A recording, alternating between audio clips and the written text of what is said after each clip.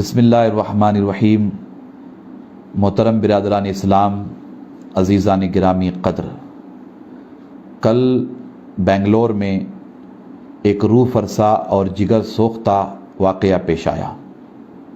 کسی بدبخت نے حضور نبی اکرم صلی اللہ تعالیٰ علیہ وآلہ وسلم کی شان میں گستاخی اور بے ادبی کی۔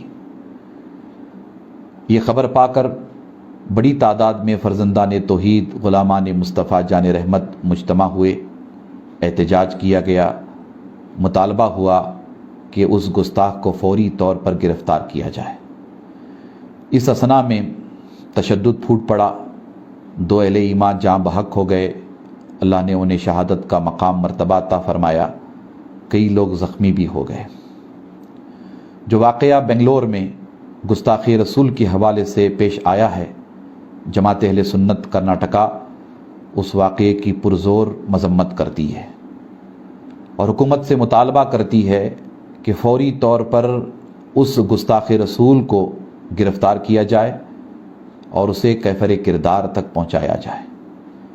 ساتھ میں تمام اہل ایمان سے، تمام مسلمانوں سے، تمام غلامان مصطفیٰ جان رحمت صلی اللہ تعالیٰ علیہ وآلہ وسلم سے ہم گزارش کرتے ہیں کہ جو بھی کارروائی ہو قانون کے دائرے میں رہ کر کی جائے۔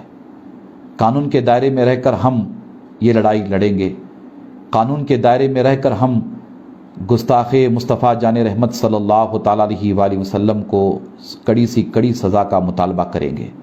میں سب سے اپیل کرتا ہوں کہ آپ امن و امان برقرار رکھیں، قانون کو ہاتھ میں نہ لیں، قانون کے دائرے میں رہ کر مظاہرہ بھی کریں، احتجاج بھی کریں، مطالبہ بھی کریں۔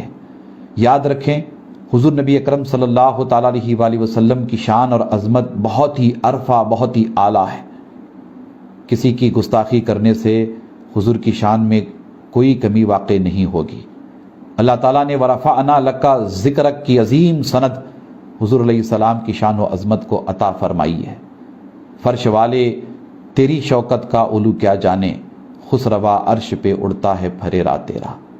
اللہ نے حضور کو بہت بڑا مقام، بہت بڑا مرتبہ عطا فرمایا ہے، مگر ہم اس بات کو اچھی طرح سے محسوس کرتے ہیں، اس کا اظہار کرتے ہیں کہ مسلمان حضور نبی اکرم صلی اللہ تعالیٰ علیہ وآلہ وسلم سے بے پناہ محبت کرتا ہے، حضور علیہ السلام کی شان میں ادنا سی بھی گستاخی کو برداشت نہیں کرتا۔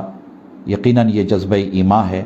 ہم ان تمام فرزندان توحید کے جذبہ ایمان کو سلام کرتے ہیں اور ہم سب سے اپیل کرتے ہیں کہ آپ قانون کے دائرے میں رہ کر احتجاج بھی کریں، پرزور گرفتاری کا مطالبہ بھی کریں اور حضور نبی اکرم صلی اللہ تعالیٰ علیہ وآلہ وسلم کی تعلیمات پر عمل بھی کریں۔